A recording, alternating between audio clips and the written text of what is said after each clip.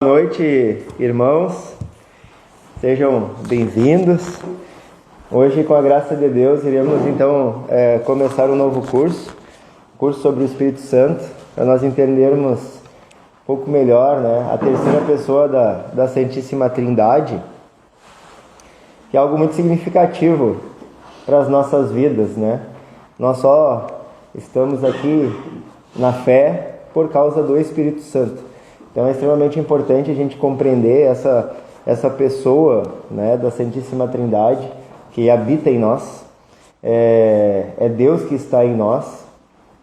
E a gente, por vezes, assim como a própria devoção, que a gente tem aqui a Nossa Senhora, o tratado, a verdadeira devoção à Nossa Senhora, a Santíssima Virgem, que a gente faz pelo método do Montfort, a gente se aprofunda no mistério da Virgem Maria, dessa graça que Deus deu a ela, e ela é extremamente importante nas nossas vidas. O Espírito Santo também é alguém extremamente importante nas nossas vidas. Nossa Senhora é uma veneração, que a gente acaba tendo, e o Espírito Santo é o próprio Deus agindo em nós. Então tem um grau de importância um pouco mais elevado. Então nós temos essa necessidade também de aprendermos, Eu pedi então para que trouxessem o livro do tratado, porque lá na página 168, lá no finalzinho, nós temos a oração do Veni Creator, mas está em português, Vinde, ó Espírito Criador. Eu acho que essa oração é a mais propícia para nós iniciarmos esse nosso curso, Então vamos nos posicionar em pé para nós iniciarmos então com uma oração, a oração do Espírito Santo. Nos colocamos em nome do Pai, do Filho e do Espírito Santo. Amém.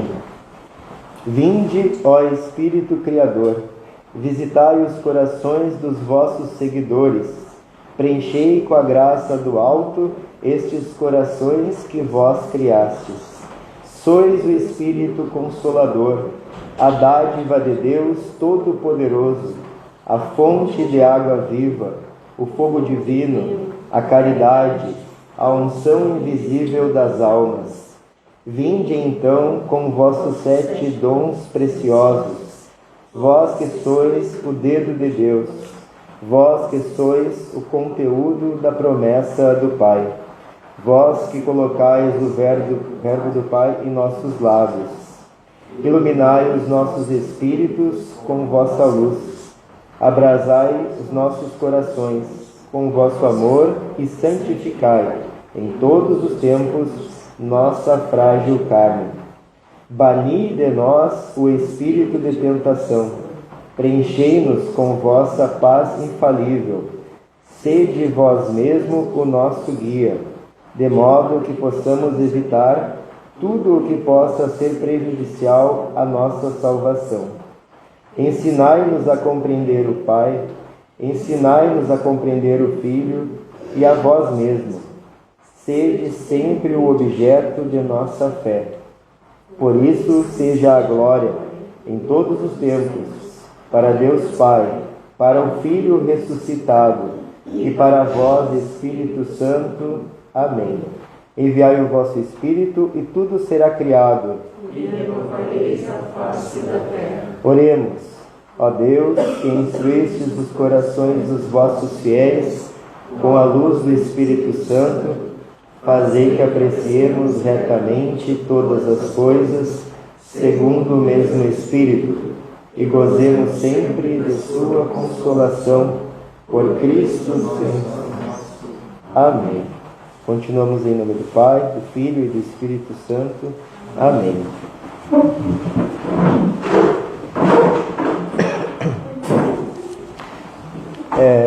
Boa noite, boa noite. A obra, vamos dizer assim, base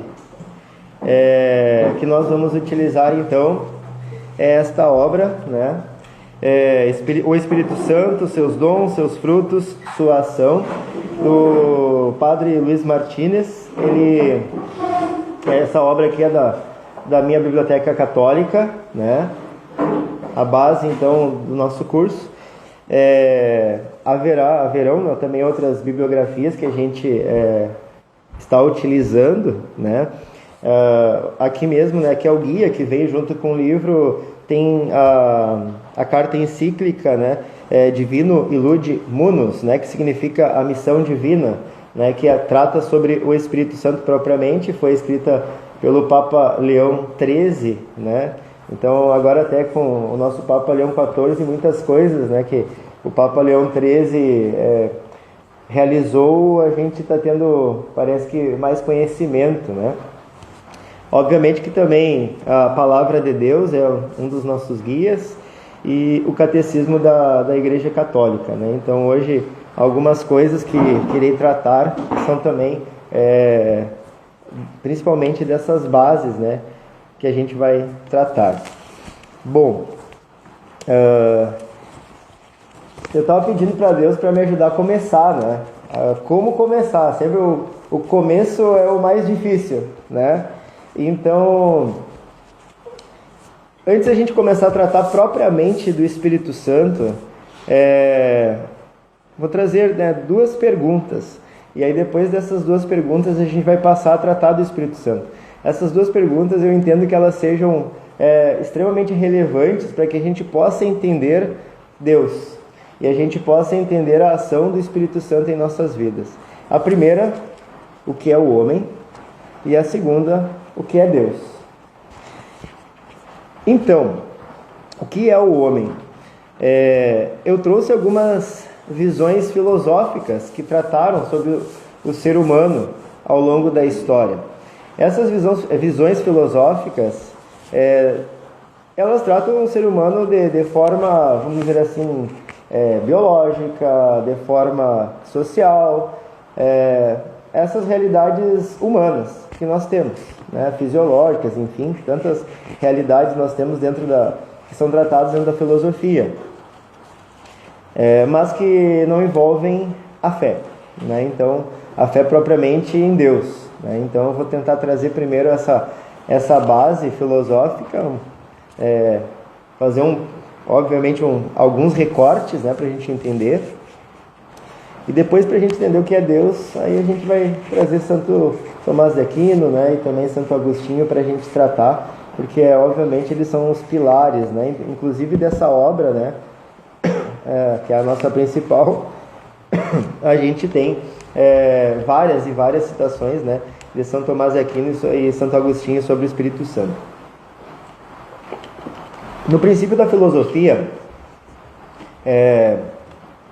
vai surgir na Grécia, e com Tales de Mileto, nós tivemos algumas correntes filosóficas no início, né? Esses primeiros filósofos são chamados de naturalistas.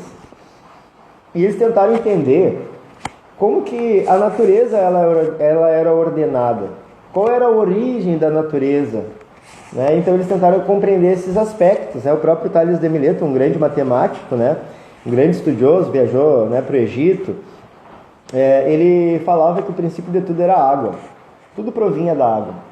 Então era uma tentativa de tentar entender a natureza, o todo da natureza, a partir de um elemento, né? Então eles buscaram isso, tentar trazer um elemento central para dar uma explicação sobre o que é a natureza. Obviamente que o ser humano estava englobado, né, nessa perspectiva.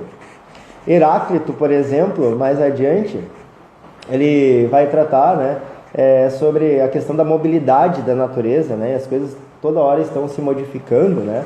Até é ele que tem aquela famosa frase, né, que ninguém se banha duas vezes no mesmo rio, porque não é mais a mesma pessoa e nem mais são as mesmas águas, né? Então ele trata essa questão da mobilidade da natureza também.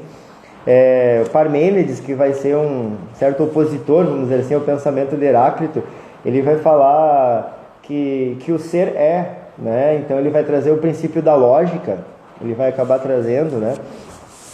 Esses primeiros filósofos, obviamente eles são anteriores a Cristo, eles não tiveram, né, ligação com a revelação lá do Antigo Testamento. Então eles foram tentando trazer aspectos racionais para falar o que era o ser humano, o que seria o ser humano. Depois, nós vamos ter uma evolução dentro da filosofia, vão surgir, né, os famosos filósofos clássicos, e tem algumas citações, né, que são atribuídas a Sócrates. Por exemplo, Sócrates vai falar assim: quem conhece o bem pratica o bem, quem conhece a justiça pratica a justiça. Então, Sócrates vai dar ao ser humano um caráter já de moralidade. Nós somos pessoas morais, nós temos princípios, nós temos valores, né? Então, se tu sabe o que é o certo, tem que fazer o que é o certo, né? Sabe o que é o justo, seja justo, né? Então, ele vai tratar dessa maneira, né? Outra expressão de Sócrates, né? Aquela conhece-te a ti mesmo, que também é dedicada a ele, né? Então, ele já vai trabalhar uma ideia de autoconhecimento, conhecer a si mesmo. Na sequência, a gente vai ter também Aristóteles, que vai tratar o ser humano como um animal racional, né? Então, o que difere os seres humanos do restante da natureza, né, é a racionalidade, né? Então, é a vida social também. Assim como as abelhas estão para a colmeia, né, o ser humano está para a sociedade, para a vida em sociedade. Então, ele já vai dar esse aspecto do ser humano voltado para uma realidade social também. Então, são vários aspectos que vão tratando sobre o que é o ser humano, o que é o homem. Depois, na mesma época dos clássicos, vão ter os sofistas. Aí tem um autor chamado Protágoras. Protágoras dizia assim, ó: o homem é a medida de todas as coisas.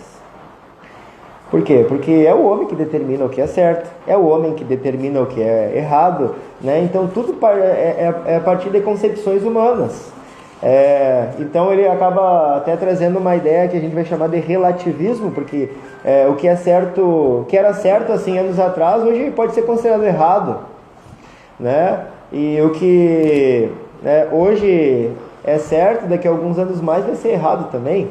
Então as coisas, elas vão se alterando, elas vão mudando. Então ele vai trazer esse princípio que o ser humano é alguém com valores, mas esses valores, eles são mutáveis, eles não são fixos. Até vai ter depois um dos filósofos helenistas, que é depois dos clássicos e dos sofistas, Pirro, ele vai falar que é impossível se atingir a verdade, né? Jamais o ser humano vai conseguir atingir a verdade. Boa noite. Né? Então a verdade é algo impossível ao ser humano. Então a gente vai começar a ter vários aspectos que vão tratando sobre o que é o ser humano. Seguindo adiante, né? Agora eu vou dar um pequeno salto temporal, sair da antiguidade. Não vou tratar da Idade Média, porque a Idade Média vai ser o que vai me dar recurso para explicar o que é Deus, né? Mas partindo para o período da modernidade, né? Com os humanistas, né? Ou renascentistas, a gente vai entrar num período que também é popularmente chamado de antropocentrismo, né? Aqui eu vou ler uma citação do Hamlet, de Shakespeare.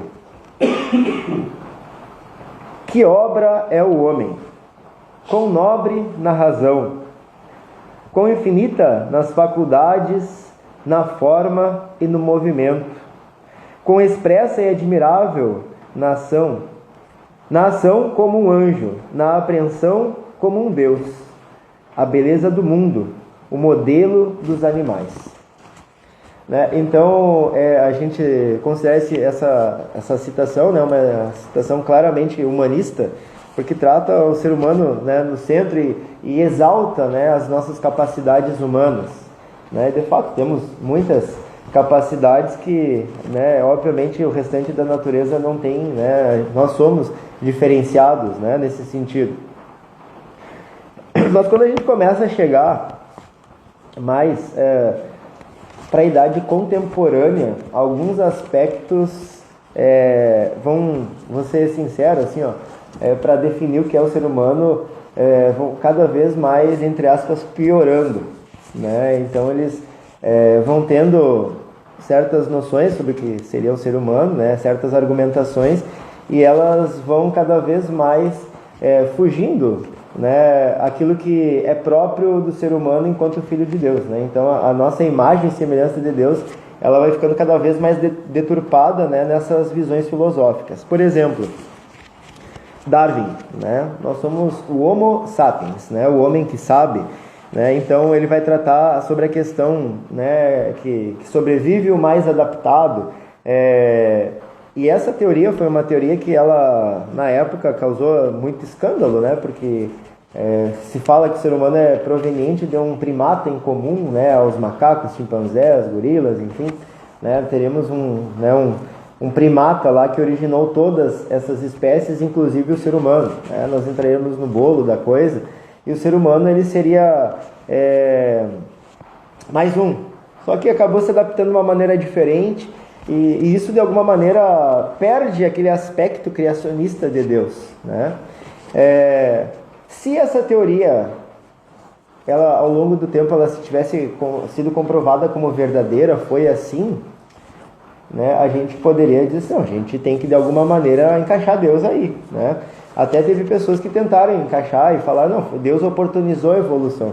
Até essa teoria é chamada de design inteligente, né?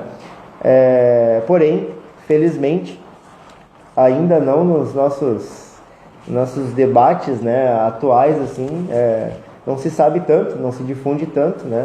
Mas na academia, principalmente na Inglaterra, já se tem, no caso, estudos que literalmente tratam a história da evolução das espécies de Darwin como um livro de ficção, uma historinha para criança, né? Então, eles são cientistas, né? Eu não vou saber explicar, e até porque seria um assunto muito longo, mas eu tive uma aula com um professor, ele é brasileiro, ele é PhD em Oxford, na Inglaterra, e então ele que deu a aula, e que a partir dessa explicação dele que eu acabei tendo uma noção maior e corri também de atrás de informações para poder estudar melhor isso. E assim, a teoria de Darwin hoje em dia ela já foi desmontada, né? Só que como ela é uma teoria que para os princípios educacionais que nós temos hoje, ela é oportuna, eu creio que ela ainda vai ficar um bom tempo aí. Ou, né, enquanto essas teorias não forem difundidas, né, até esse professor, ele era ateu. Ele se converteu porque ele começou a estudar e ele começou a ver que Darwin estava errado, né? Obviamente, não só ele, mas junto com um grupo de pesquisas dele, né? E até que foi apresentado a ele Aristóteles, depois foi apresentado Tomás de Aquino, e quando se apresentaram Tomás de Aquino, ele se converteu. Ele começou a ver que tudo tinha sentido a partir de Tomás de Aquino, né? E aí então ele acaba, hoje em dia, então, ele é de um grupo de pesquisas, né? Então, e não são PhDs, né? A grande maioria deles, doutores, né? Então, que já tem essa base. Ainda circula mais no mundo acadêmico, não está ainda, né, para o grande público essas teorias que vamos dizer assim, desabilitam Freud. Mas a teoria de Freud, ela, como eu falei antes, hoje em dia ela é oportuna. Por quê? Por causa que ela questiona Deus como criador, né? Darwin, né? Questiona Deus como criador, né? Tem um artigo, ele é até comprido, assim, mas vale a pena ler, que chama-se O Conto do Macaco. Já viu? Não. O Conto do Macaco. Ele pega ponto por ponto da teoria, essa teoria que houve do macaco, e vai descontando uma por uma, né? Sem contar das fraudes científicas que, né, tipo, pegaram um crânio de macaco, colocaram um dente humano lá. Dente de porco já colocaram. Viu aqui, né? Ou então, quando eles encontram alguma coisa, eles já correm lá já para divulgar aquilo, sem nem ter certeza de nada, e assim já fica como uma verdade. Depois, quando é desmentido, ninguém fica sabendo. Não, só para vocês terem ideia, o sítio arqueológico lá na Etiópia, onde foi encontrada a Lucy, seria o esqueleto, né, feminino mais antigo, né, entre aspas, né? Ele foi comprado por 3 irmãos britânicos. Então, assim, e eles vivem disso, eles ganharam muito dinheiro a partir disso. Então tem uma questão também no mundo acadêmico muito... inclusive teve um padre inglês, né, que ele falseou uma publicação, ele era metido arqueólogo, ele falseou uma publicação, e no final da vida, acho que a mulher pensou, ele entregou no final da vida que ele tinha fraudado, que era fraude a pesquisa dele, não existe. Mas até poucos anos atrás ainda tinha, nos nossos livros didáticos aqui do Brasil, tinha a teoria dele publicada. Depois que ele já tinha revelado há muito tempo que era uma fraude, né? Então, mas eu não vou me estender tanto aqui, né? Freud, então, né, que eu acabei aquela hora falando, né? Para Freud, então, o que é o ser humano? O ser humano é consciente e inconsciente, né? E aí o inconsciente é dividido em 3 camadas, né? O id, né, que é essa parte mais dos nossos instintos, né? Então, esses impulsos que nós temos, nossos desejos, né? Tem o ego, que tenta dar uma certa equilibrada dentro da questão da moralidade, e o superego, que é aquela rigidez, né, que a gente incorpora nas nossas ações e que fica no nosso inconsciente. Só que o que acaba acontecendo, né? O Freud, ele fala o seguinte, que Deus, ela seria uma resposta psíquica para nós seres humanos, porque nós nos sentimos frágeis, nós precisamos de respostas. Então, inconscientemente, a gente precisa dizer que a gente tem alguém para nos confortar, para cuidar de nós. Então, por isso que a gente precisa de Deus, né? Uma maneira, obviamente, extremamente simples falando, mas sobre Deus é isso que Freud ele nos traz, né? É básico, mas é isso. O nosso famoso Karl Marx, né? Ele vai dizer que a religião ela é fruto de uma condição social e questões materiais, né? Então, extremamente materialista, então. Trata o homem a partir da sua matéria, né? Aí, semelhante ao que Freud diz, olha, refúgio diante da dor, da exploração e das injustiças sociais, né? Tanto é que depois ele vai acabar falando, né, que a religião é o ópio do povo, né? O ópio, né, é uma droga, né? Então, que é como se fosse Isso, né? Então para deixar o ser humano fora da realidade e impedir que ele acabe, vamos dizer assim, vivendo a revolução social, buscando aquela justiça, aquela igualdade, isso, né? Essa independência. Então a religião ela faz com que a gente não avance, né? Ela faz com que a gente viva a cabresto ainda, né? Um ser alienante, né? Uma condição alienante, né? Ao ser humano, isso. Né? Tanto é que a palavra alienação que a gente utiliza hoje, um dos principais responsáveis por popularizar ela vai ser o Marx, né? Então ele vai trazer essa expressão, né, de alienante, né? Um outro autor, né, não é tão conhecido, mas o Bergson, ele vai dizer que o ser humano é o Homo faber. Nós somos seres que fabricamos, né? Então isso é um fato, né? Então nós vivemos a partir... A grande característica do ser humano, além dessa racionalidade, é o ato de produzirmos, porque a produção ela vai fazer com que a gente crie materiais para a nossa realidade, né? Então a gente vai produzir comida, a gente vai produzir roupa, né? A gente vai produzir uma casa, um telhado, né? Então a gente vai produzir as nossas necessidades materiais, né? Mas ele trata o ser humano como o Homo faber, né? Aquele que fabrica, né? E mais atual, né? O Zygmunt Bauman, né? Ele tem uma teoria que é chamada de modernidade líquida. E o Bauman ele vai falar que nós seres humanos estamos num mundo e nós somos, na verdade ele é até um crítico um pouco dessa realidade, né? Ele foi um crítico, né? Já falecido. Então o Bauman ele acaba falando que nós somos consumidores, basicamente, né? Então nós somos aquilo que nós consumimos, né? A sociedade ela se tornou isso, a nossa sociedade atual, né? Nós somos baseados no nosso poder de compra, né? Então aquilo que a gente tem vai definir quem a gente é, né? E em outros aspectos, até na questão científica, a gente pode dizer que o ser humano é um amontoado de células, é um amontoado de átomos, né? Então a gente pode ter visões científicas para dizer o que é o homem. Porque não diferencia o homem de uma mesa, né? Seria o que seria amontoado, o formato, enfim, né? Então, mas vamos lá. Mas os gregos, eles já traziam uma expressão, que é a expressão anima, né? Animai, né? Aquilo que nos anima, né? Então, até daí a gente vai tirar a palavra também alma, né? Então, ânimo. Nós temos algo interior que nos anima, que nos impulsiona.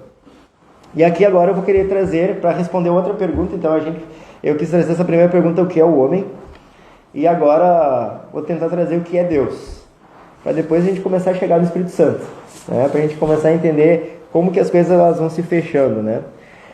Então, Tomás de Aquino, Alberto Magno, Santo Tomás de Aquino, Santo Alberto Magno, né?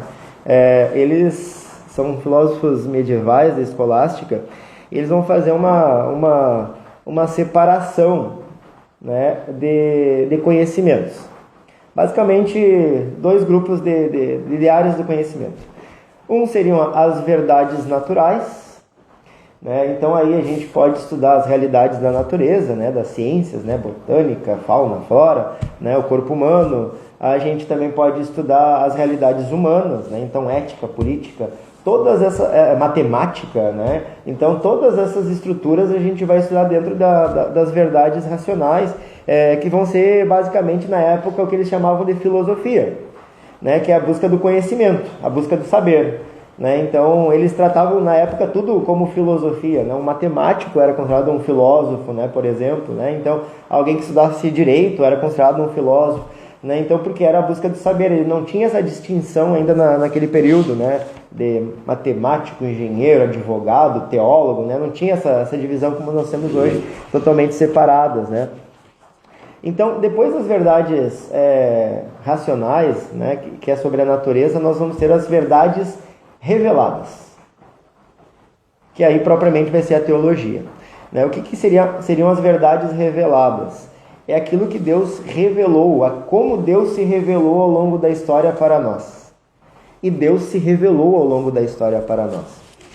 Só que Tomás de Aquino, né, seguindo, vamos dizer assim, a filosofia aristotélica, ele vai ter vamos dizer assim, um pensamento muito exuberante, né, e vai usar da lógica para explicar Deus, né?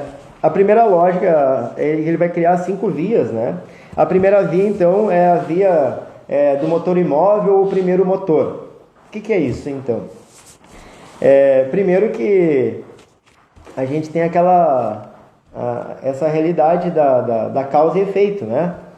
Então, toda coisa que acontece, ela vai ter um efeito, né? Então, a partir disso, vamos lá, só para a gente ir entendendo, né? Estamos aqui, né?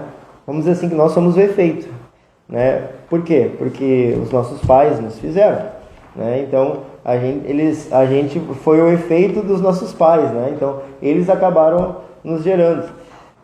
E o que Aristóteles e Tomás de Aquino eles acabam falando? Então tudo aquilo que existe hoje só existe porque algo anterior a ele existiu.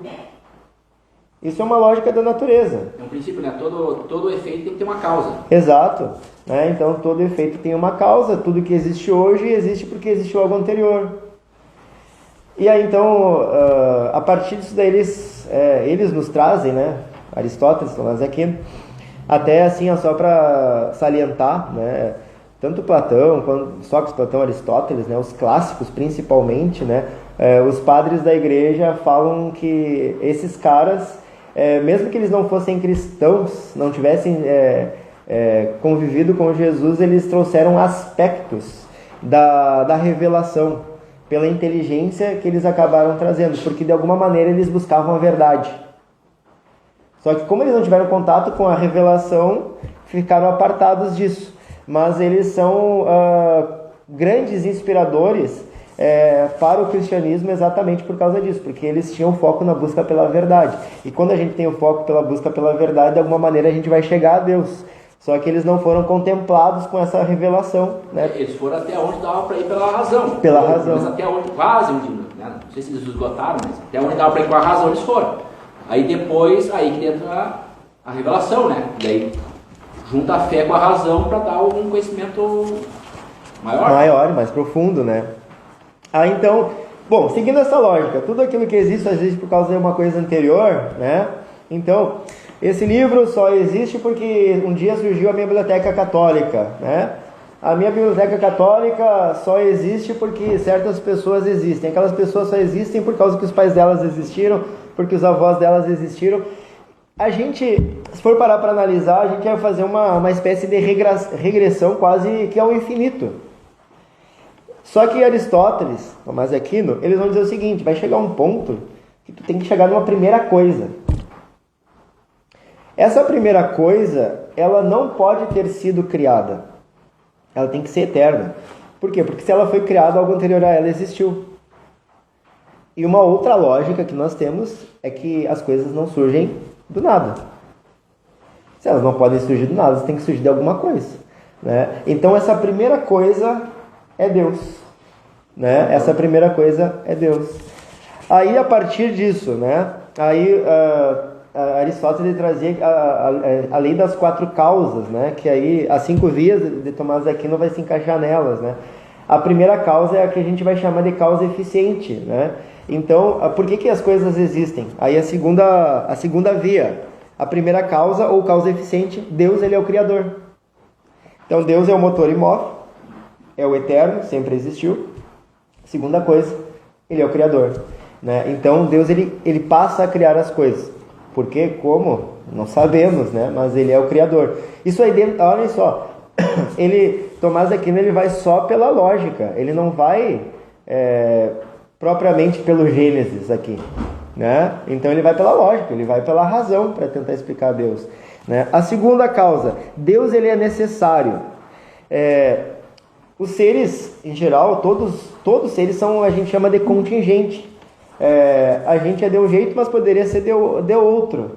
Estamos de um jeito, mas daqui a um momento a gente pode estar diferente, né? Então, exemplo, né? Vou pegar um exemplo trágico, tá?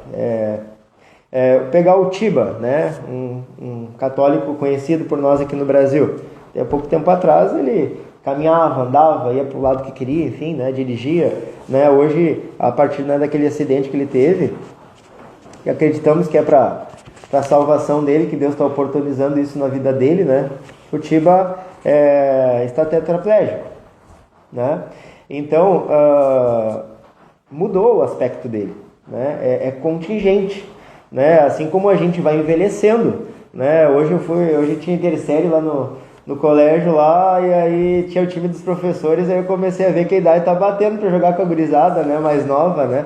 Então já saí todo cheio de dor, né? Enfim, né? E eles são mais ligeiros, e aí então tem que jogar só pelos atalhos, né? Então a idade já começa a bater. E por quê? Porque a gente é contingente. A gente já deu um jeito, mas poderia ser de outro, né? E Deus não é isso. Deus, ele é necessário. Ele é exatamente assim. Deus, ele é perfeito desde sempre. Ontem, Jesus Cristo, né? Ontem, hoje e sempre, né? Deus, ele é o mesmo ontem, hoje e sempre. Numa outra linguagem, Deus, ele é ato puro, né? Existe ato e potência, né? Quando a gente era criança, a gente tinha potência para ser adolescente, adolescente para ser adulto, adulto para ser idoso, né? Aí então, essas potências que nós vamos tendo, né, ao longo da vida, significa que a gente vai se transformando, vai se alterando, vai modificando. Só que Deus, ele não é assim. Deus, ele é ato puro. A todo instante ele é o que ele é, né? Então isso significa que Deus, ele é necessário. Seria a terceira via. A quarta via, graus da perfeição. Na natureza nós temos gradação de qualidades, né? Então, em vários aspectos, pegar a música, por exemplo, né? Eu não tenho condições de tocar ali na missa, né? Senão vai correr todo mundo, né? Não canto nada. Mas tem outras pessoas que têm uma qualidade vocal, né, musical muito melhor do que a minha, e que eles têm essa capacidade de ir lá e cantar, né? Então nós temos esses... Claro, até o Galoni trabalhou um tempo atrás, que todo ser, na verdade, ele não é... Nenhum ser é igual. O grau, a perfeição, na verdade, é aquilo que nós somos. Nós temos que atingir a nossa perfeição diante de Deus, a partir de quem nós somos, né? A partir das nossas realidades que a gente vai atingir essa perfeição. Mas na natureza, de fato, todas as coisas, elas têm o seu grau de beleza, né, seu aspecto, porém, o grau de perfeição absoluta vai se encontrar apenas em Deus. Deus é aquele que é perfeito o tempo todo, né? Então Deus, ele é necessário, né, ele é ato puro, e ele é perfeito o tempo todo. Seria a quarta, né, a quarta via. E a quinta via é a finalidade do ser, né? Então Aristóteles falava, né, que a quarta causa é a finalidade, né? Para que aquela coisa ela serve, né? Então, ela tem que ter uma serventia. Elementos da natureza agem de forma ordenada, sempre em direção a um fim. Deus, ser inteligente, ordena todas as coisas a um fim. Deus é onisciente, Deus é onipresente. Então, Deus ele é que ordena essa nossa realidade, a finalidade de todos os bens. A cadeia alimentar, né, a realidade, né, dos vegetais, dos animais e do próprio ser humano é Deus que ordena, né? A nossa finalidade, agora a gente vai começar a falar um pouco mais, né, sobre o Espírito Santo. Nas nossas vidas, a nossa finalidade ela é uma finalidade obviamente diferente do restante da natureza, porque a nossa finalidade, a gente vai ver, é o céu, é a eternidade. A gente vai ter uma outra finalidade, né, diferente do restante da natureza. A natureza em si, ela tem o seu ciclo, ela se fecha em si mesma. A folha cai, vai desaparecer, o cachorro morre, né, vai se decompor, né? Até o corpo humano vai se decompor. Porém, né, a nossa alma ela é eterna e a gente também acredita na ressurreição da carne, né? Então que um dia a gente vai ter o corpo glorioso também, né, dentro daquilo que foi falado pelo próprio Cristo, né? Então, pessoal, até Santo Agostinho ele falava, né, que a primeira revelação ela é a própria natureza.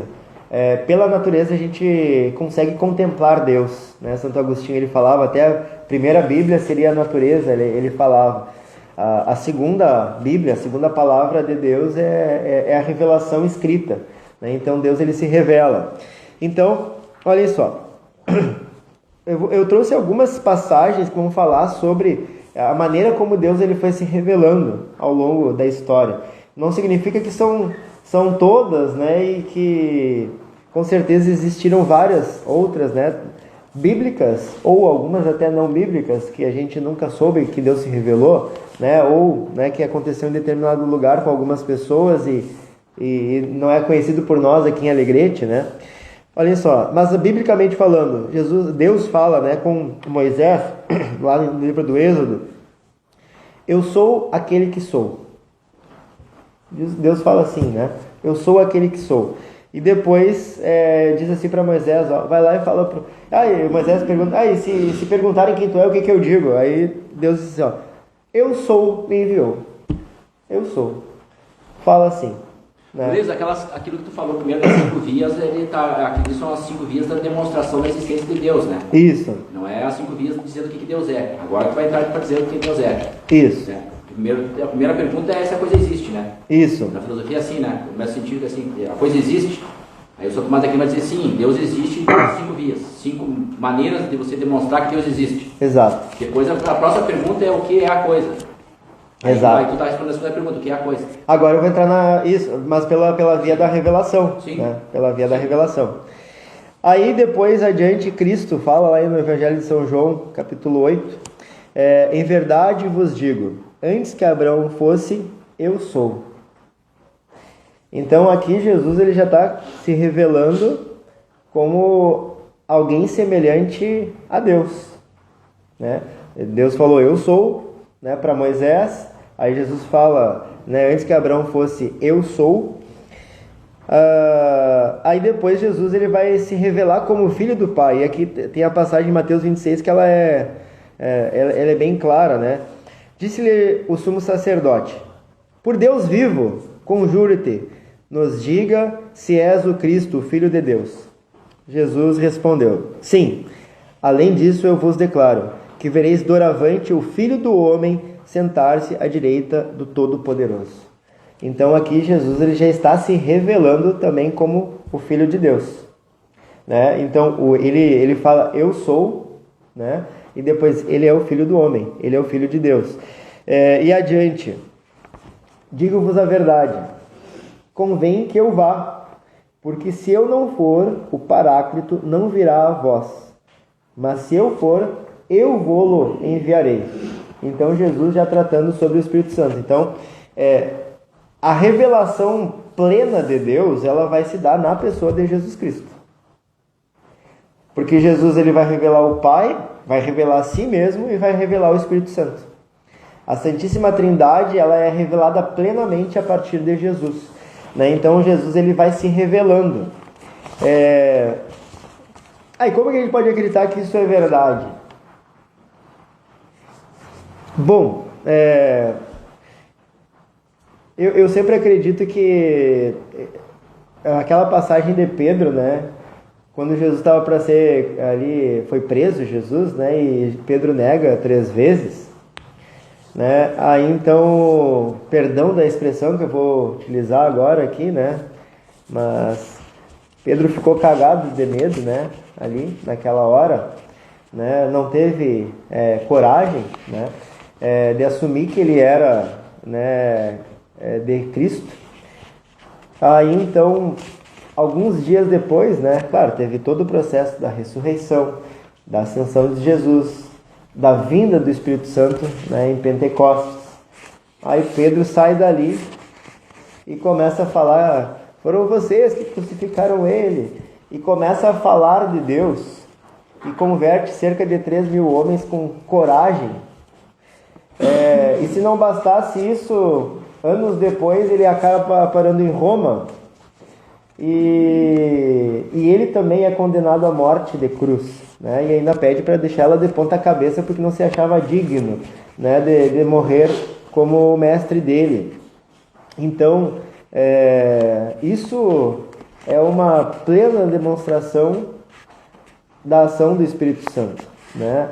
E óbvio que ela também não se dá apenas em Pedro, mas ela se dá depois de uma maneira muito mais abundante, né? E plena, né? Até os nossos dias de hoje, né? Ontem a gente teve a graça de ter a canonização de 2 guris, né?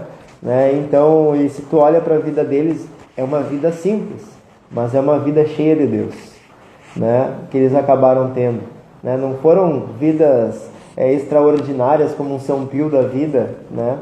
Mas vida simples, e ali teve a ação de Deus. No catecismo, então, a partir dessa perspectiva, o que é o homem, o que é Deus, a gente vai ter um outro questionamento, né? E o homem, ele é capaz de Deus, né? Eu que coloco a pergunta, lá no catecismo não tem, né? Parágrafo 27. O desejo de Deus está inscrito no coração do homem, e somente em Deus o homem há de encontrar a verdade e a felicidade, que não cessa de procurar. Então, de alguma maneira, lá Sócrates, Platão, Aristóteles, eles estavam procurando a verdade. E eles só não encontraram porque eles não tinham revelação, né? E todos nós, ainda, dentro do nosso interior, buscamos a verdade. E essa verdade, ela só vai ser planificada a partir desta revelação. A revelação, ela é a condição que vai fazer com que, de fato, o ser humano tenha a sua alma preenchida por Deus, né? Então, quando a gente buscar a verdade, a gente vai chegar na revelação. Que nem eu falei para vocês lá, o professor lá era ateu, né? Então, darwinista, né, ferrenho, e foi procurar a verdade. E a verdade, de alguma maneira, apareceu para ele, e ele encontrou a revelação, né? A revelação de Deus.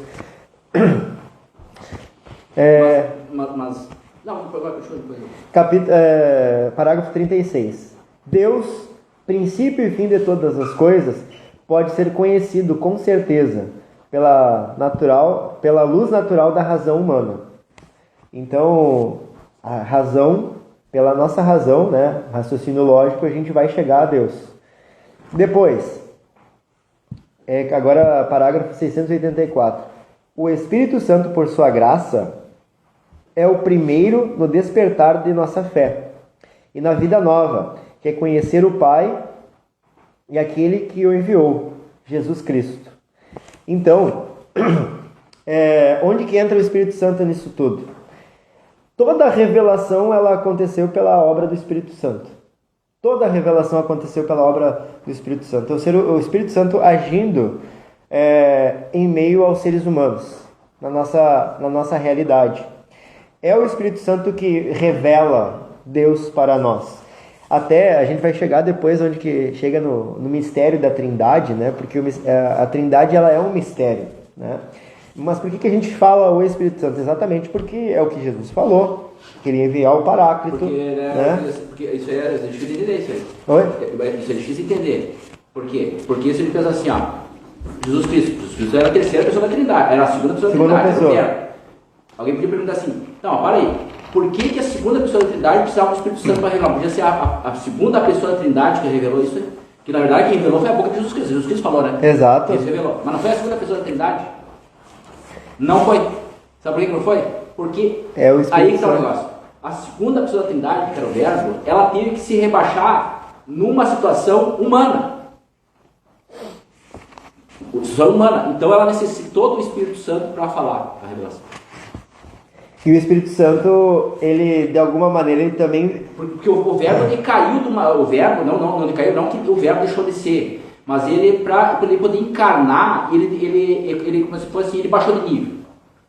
Ele baixou de nível, a linguagem que ele tinha que falar não podia ser uma linguagem do Verbo. Senão ninguém ia entender. Tinha que ser uma linguagem humana, né? Exato. E aí ele precisava do Espírito Santo para fazer isso. Não, e o Espírito Santo, a gente tem nós temos as nossas faculdades racionais, mas o que de fato faz com que a gente tenha a graça de entender a revelação é o Espírito Santo. É o Espírito Santo. Se não tiver o Espírito Santo, a gente não vai entender Deus. Não tem como entender Deus sem a graça do Espírito Santo. E aí então... Tanto é verdade, é que seria interessante. Tanto é verdade que só a revelação por si, só a revelação, ela ainda assim a pessoa não consegue entender. Porque se só a revelação fosse suficiente, sem essa parte que está falando aí, se só a revelação fosse suficiente, todo mundo ia ser cristão, convertido, e isso estava uma maravilha. Só que todo mundo sabe que Jesus Cristo está escrito que Jesus Cristo é Deus, todo mundo sabe que Jesus Cristo fez todos aqueles milagres, todo mundo sabe que Jesus Cristo ressuscitou, até o ateu sabe, ele sabe que Jesus Cristo ressuscitou. Ele sabe que Maria é mãe de Jesus Cristo, todo mundo sabe isso aí.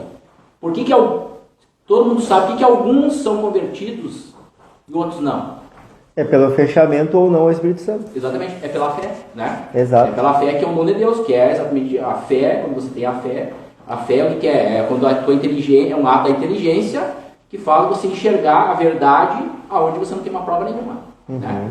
Isso é a fé, é a ação do Espírito Santo. É a ação do Espírito Santo na nossa razão. Né? Exatamente. Aí que vem onde assim no nosso linguajar está o Espírito Santo. Principalmente numa palavrinha que a gente chama de graça. Né? Quando a gente fala uma graça, né? O que é a graça? A graça é o Espírito Santo. É o Espírito Santo agindo. Né? Então, nós temos uma vida natural, né? Então, temos um corpo que ele é biológico, nós temos sentimentos, emoções, nós temos a inteligência. Porém, a gente também tem uma alma. E essa alma nos dá uma vida sobrenatural. E essa vida sobrenatural, ela precisa ser alimentada na graça. E a graça é o Espírito Santo agindo em nós. Então, o Espírito Santo é a terceira pessoa da Santíssima Trindade e sem ela nada é feito. Nada, né? Agora a gente vai avançando, né? O que o Alan falou, a prova disso é a primeira coisa quando uma pessoa se converte, né? Ela diz assim, quando o Espírito Santo tocou em mim. Eu sempre uso esse termo, né? Sim. Quando o Espírito Santo tocou em mim. Então, a primeira coisa que acontece, né? Que faz ela enxergar as coisas que ela não enxergar. Por exemplo, aqueles dois bandidos que estavam na cruz, um da direita e um da esquerda. Os dois sabiam que os dois eram judeus ali, eles sabiam ali, eles viviam naquele meio ali, eles viram Jesus Cristo fazendo milagre. Não vai pensar que o da esquerda não viu Jesus Cristo fazendo milagre, não viu tudo aquilo ali, ele viu também. Só o único que teve fé foi o da direita. O único que se abriu a fé foi o da direita. Né? Que teve humildade, né? Então, só para a gente conceituar algumas coisas, né? Nós vamos ter, então, a graça habitual é uma disposição permanente pela vontade de Deus, né? Então, Deus, ele nos dá essa disposição permanente, né? Então, a graça habitual, né? Então, Deus sempre, habitualmente, nos dá a graça dele, né? Habitualmente, né? É o hábito de Deus é nos dar a sua graça, né? E existem algumas graças que elas são, a gente chama de graça atual, que é uma graça para aquela situação, para aquele momento, né? Então, por exemplo, se eu não tiver a graça atual agora agindo em mim aqui para eu conduzir, né, até quando eu estava lá em casa preparando, né, o conteúdo, não ia ter conteúdo, não ia ter aula, né, porque foi uma graça que Deus me deu naquele momento, né? E algumas graças, obviamente, atuais, elas são extremamente importantes na nossa vida, porque muitas vezes foi aquela graça atual, naquele momento que a gente teve, que ela vai nos dar impulso para a gente ir buscando sempre a graça habitual. A graça habitual, ela sempre está jorrando, né? Mas alguma graça, vamos dizer assim, de caráter, entre aspas, mais extraordinário, assim, mais impactante que a gente recebeu ao longo da nossa vida, né? Que aí tu falou, me converti, né? Então essa questão aí é porque teve uma graça atual naquele momento, né? Que faz te ligar assim, meu Deus, é isso, né? Então, eu tive, por exemplo, um negócio assim que é muito forte assim na minha vida, né? Quando a gente era jovem, a gente foi fazer aquele seminário de vida, né? Aqui em 2013, 17, 18 de maio de 2013, aqui no salão paroquial. Foi algo muito forte assim na minha vida, porque eu saí dali decidido assim, olha, nunca mais vou arredar o pé da igreja. Eu só sabia isso, eu não sabia explicar como, porquê, eu não sei o que tinha acontecido, mas aqui é o meu lugar, não saio mais daqui, né? Então eu estava cheio assim, sabe, de um amor de Deus na minha vida. Não, aqui eu não saio mais, né? Então, mas era obviamente um baita do ignorante, ainda sou, mas acho que sou um pouquinho menos do que era naquela época, né, em relação às coisas de Deus, mas com uma certeza. Por quê, como, da onde, eu não sei, mas foi uma graça que Deus me deu, que a gente vai chamar de graça atual, né? Tanto é que também é dedicado a São Domingos de Sávio, né? Uma expressão, uma fala, né? Antes morrer do que pecar, né? Então, a graça atual, ela também age principalmente nos momentos de tentação, nos momentos que a gente está se sentindo fraco. Então a gente tem que clamar o Espírito Santo, sempre. Quando a gente está se sentindo fraco, quando a gente está percebendo que a gente pode cair no pecado, né? Então pedir a graça do Espírito Santo, rezar, para quê? Para que a gente não caia na tentação, né? Tanto é que aqui na oração, né, do Veni Creator, né, fala aqui, ó, bani de nós o espírito de tentação, preenchei-nos com vossa paz infalível, sede vós mesmo o nosso guia, né? Então quando a gente está naquele momento de tentação, né, os dois principais auxiliares, né, Espírito Santo e Nossa Senhora, né? Então a gente clamar, né? Então são as duas grandes forças, as duas grandes potências que Deus nos dá, né, para a gente poder buscar a graça. Na carta encíclica, então, Divinum Illudi Munus, né, do Papa Leão XIII, ele também vai falar sobre uma outra questão, né, o mistério da Trindade. E o mistério da Trindade, além de ser um mistério, é complicado falar do mistério, né? Mas eu vou ler de uma maneira mais vagarosa aqui o que o Papa ele colocou, porque eu entendo assim que ela é uma explicação extremamente, né, inteligente, né, e cheia de Deus para que a gente possa entender ela. Assim, Deus Pai, princípio de toda a divindade, é a causa eficiente da totalidade dos seres, da encarnação do Verbo e da santificação das almas. Dele é tudo, dele por causa do Pai. Do Filho, porém, Verbo, imagem de Deus, é a causa exemplar de todas as coisas, que o tem por modelo de suas formas e formosura, de sua ordem e harmonia, e de que se tornou o nosso caminho, verdade e vida, e efetua a reconciliação do homem com Deus. Por ele é tudo, por ele, por causa do Filho. Enfim, O Espírito Santo constitui a causa final de todos os entes, de todos os seres.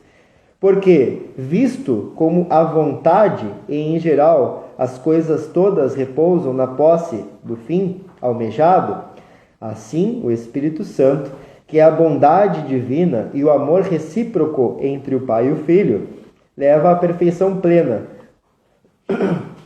impelindo com vigor e doçura aquelas atuações secretas, em ordem à salvação eterna dos homens. Para ele é tudo. Para ele, por causa do Espírito Santo. Então, aqui o Papa Leão XIII, uma maneira muito inteligente, ele tenta, né, falar o que é essa Santíssima Trindade. Né? E o mais significativo que fala, né, sobre o Espírito Santo, né, é que ele é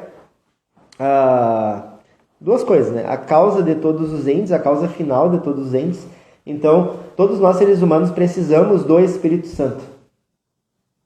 Né? Então, a gente viu toda aquela realidade, que é o homem, né? Que é Deus.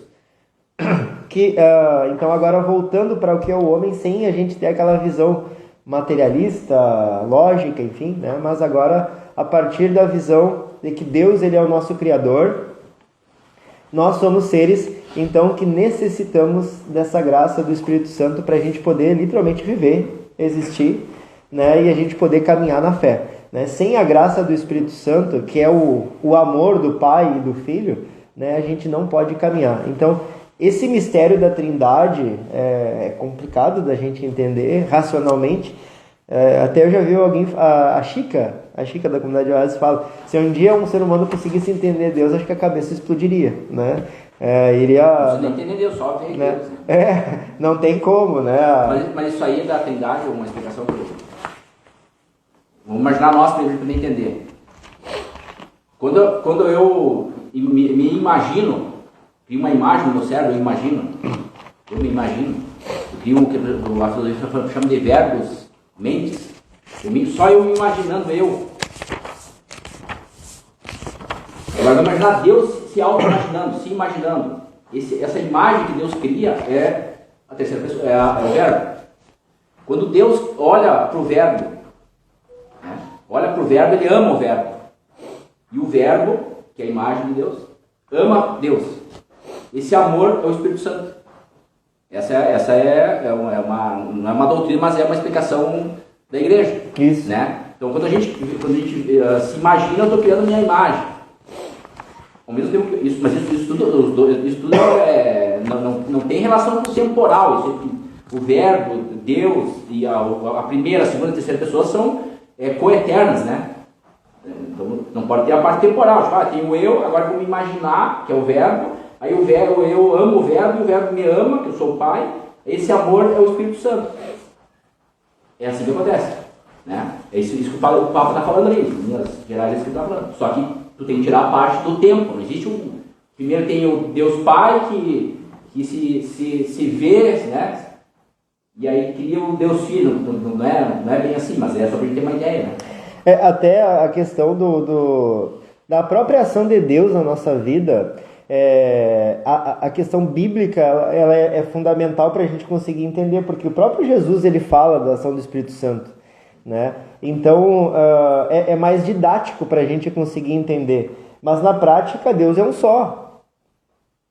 Então não seria o próprio o Deus Pai agindo, é o próprio Jesus agindo. Sim, a gente separa para poder entender, né? A gente separa para ordenar dentro da nossa racionalidade, né? Então acontece essa separação, né? Mas Deus ele é um só, né? Então por isso que falar do Espírito Santo é muito complexo, porque na verdade está falando da Trindade, né? Está falando do combo, né? Completo, né? Eu estou recebendo o Espírito Santo, não, está recebendo a Trindade inteira, ela não vem separada. Exatamente, não tem como fazer essa separação. Então, mas é um recurso, entre aspas, didático para nós, porque a nossa mente não tem essa capacidade de atingir o que é a Trindade.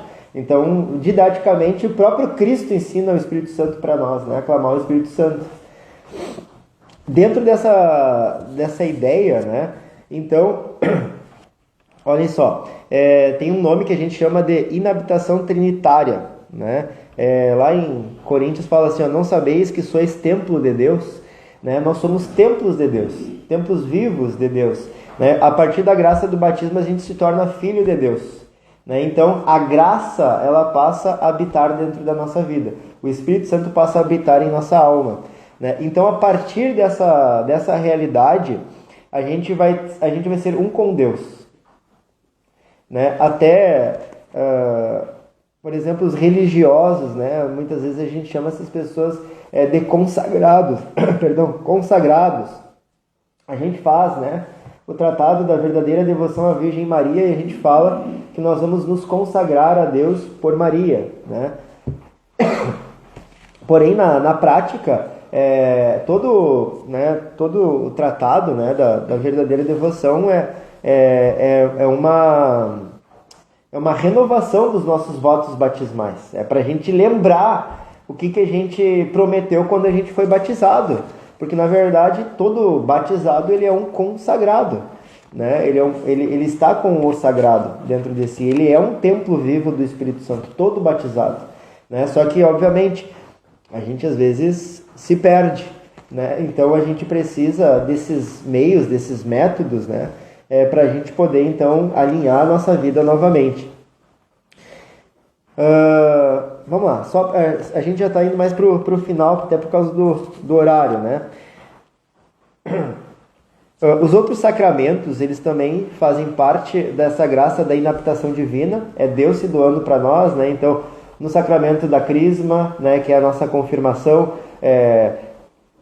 confissão, né, a unção dos enfermos, a Eucaristia, né? Tanto é que o padre, né, ele sempre invoca o Espírito Santo para poder consagrar a Eucaristia, né? Por isso que a gente tem que ir na missa, porque o padre ele é quem tem essa ordem, né? Então ele tem esse sacramento para poder fazer a consagração.